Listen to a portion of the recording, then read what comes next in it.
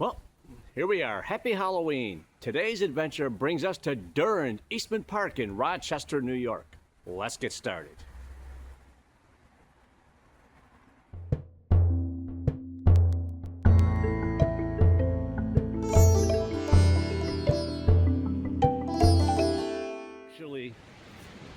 So this is actually a new wrinkle here. This wasn't here last time I was here. Granted, that was many years ago. It's a historical marker that actually talks about the White Lady. And the historical marker simply reads, "The White Lady, grieving woman's ghost and her wolf-like hounds appear in the mist, searching this roadside for her lost daughter." So, okay, that's the folklore of the story. But now, we're gonna talk about the lines between fact and fiction. Okay, so this is the landscape here of the White Lady Castle. Well, the thing is, there is nothing historical to confirm there ever was actually a castle here. So basically, that's the ruins of an old pavilion. And the stairs here go up to what was once a conference hall. So now we're gonna ascend these stairs and take a look around as we dodge raindrops. So the story of the White Lady is actually so profound, it sparked a movie called The White Lady, which is loosely based on the story here. Now, that being said, the White Lady story isn't exactly a story that is for Rochester here and Durand Eastman Park alone. There are many areas that have similar stories of a grieving mother looking for a daughter with her hounds.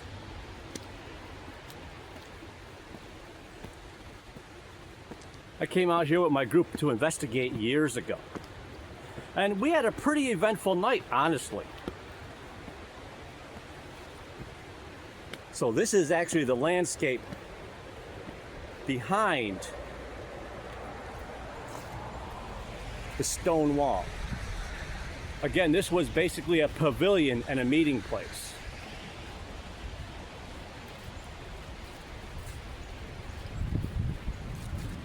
So while we're up here, let's talk about the haunts of the White Lady and exactly what are people reporting.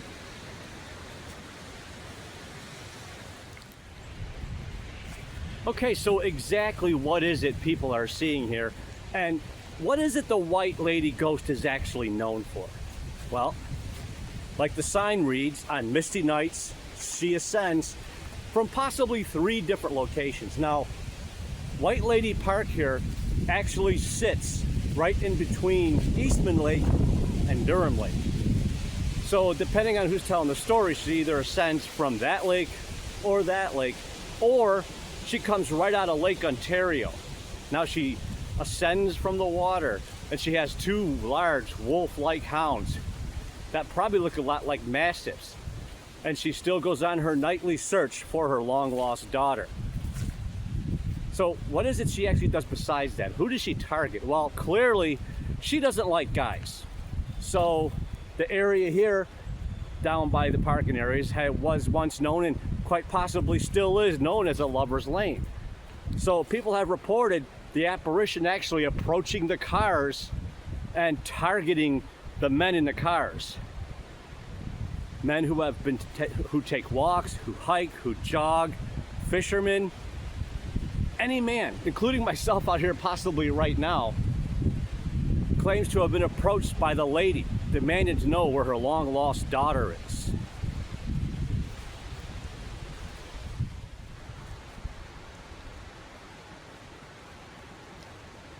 So this is actually a good bird's eye view of the wall. Again, this was never part of a castle fortress. It was basically a pavilion.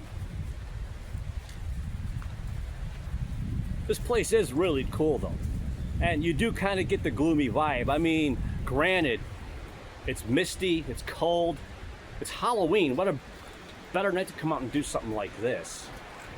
I'm gonna take a look. Now that's Lake Ontario over there. I can imagine seeing her coming out of Lake Ontario with two giant wolf-like hounds looking to extract revenge for her daughter's disappearance.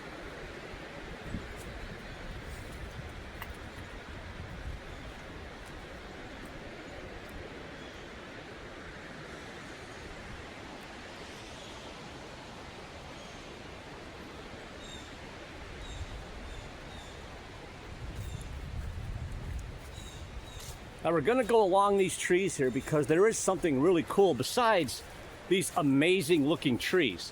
There is something called the White Lady tree.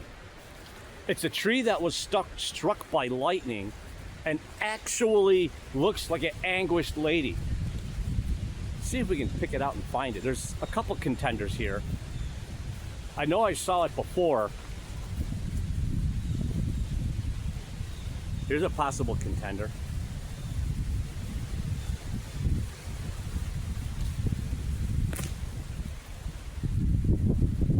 Yeah, that's not sketchy.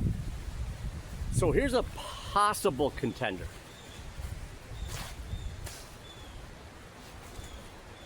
It's clearly a dead tree. From a distance, it kind of looks like a face of twisted anguish there. Of course, I know all about matrixing and how that works. We're going to take a look at a couple different trees. Also, somewhere along here along the ground, we found it once or twice. There is what looks like an old sump pump. Probably a leftover from the structures that was here before. Again, there was a meeting hall here, some kind of conference hall.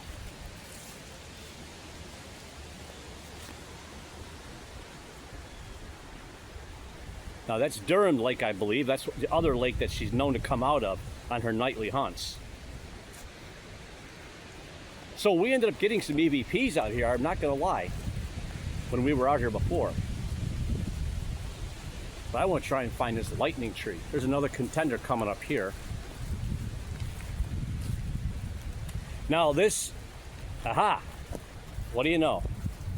Okay, so this is actually part of a sump pump, I believe. This is where we did a lot of our EVP work many years ago when we came out here. So there obviously was a structure here, but I doubt this structure had anything to do with the building that the alleged White Lady lived in. So we're going to come on over here, see if I can find another contender for this White Lady tree. I see at least two. Again, you can use your imagination clearly when it comes to these things.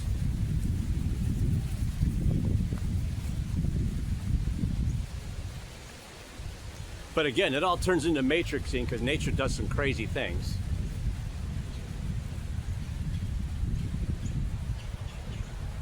There's that one. There's a handful of dead trees here.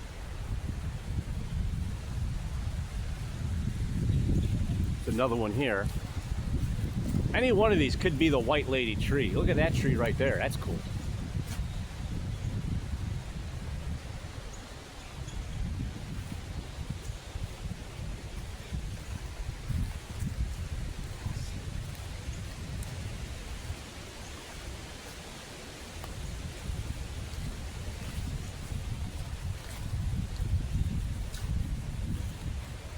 Let's see if we can find this. Like I said before, I am fighting the weather here. I'm getting blessed right now with perfect timing that I'm not getting monsooned on.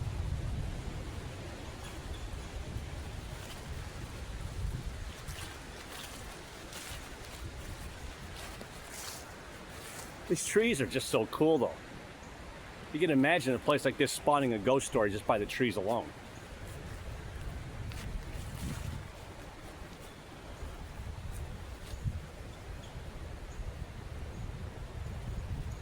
Now, this is Eastman Lake. So, this is the other alleged lake that she comes out of on her nightly hunts.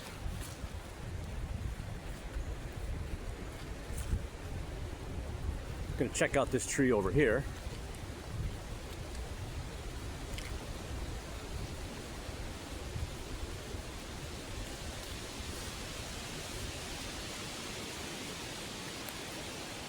I could actually stay here all day long. If it was nicer out, I probably would try that.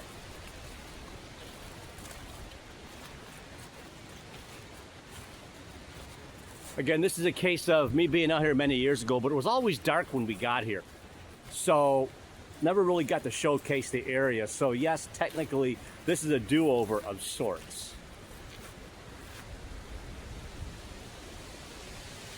This is so cool, though. You can almost mistake that for a white lady tree just based on the fact that her arms are up. You can almost see what would be imagined as a gown.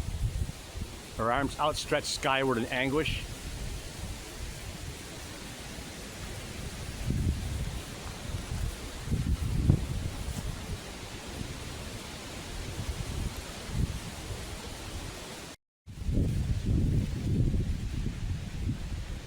Okay, so we've covered the grounds, we've covered the story. The story itself is actually pretty simple, and again, there are many stories just like it. And this, again, this is Rochester's most famous ghost story, and that's saying something for a city known as the City of 1,000 Ghosts. So, that was just another large tree branch falling from a tree here, which I am surrounded by a bunch of widowmakers, so who knows, maybe there'll be me getting clonked by the white lady with a branch on this video, who knows. But okay, back to business. So where then would the white lady come from? So there's been tons of research, and there's a lot of problems with the story.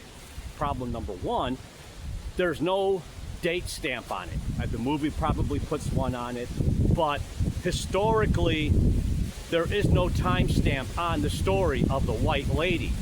So it's impossible to actually get a timeline on when this happened. And of course, when there's no timelines or nothing like that, it's also impossible to put a name to the white lady, which I would love to do, or the name of a daughter. Also, there is literally no cold case reports of a daughter that went missing. No bodies found, nothing like that. So, does that mean this just turns into a great campfire story? Not necessarily. So this area is very old. And who knows what was sitting here long before it became Durand Eastman Park, long before the pavilions, long before all the area became a park. There could have been a small settlement here. This actually could have been ground zero for something else, where maybe something did happen. So one thing that is undeniable, people are seeing something, and every story does have a grain of truth.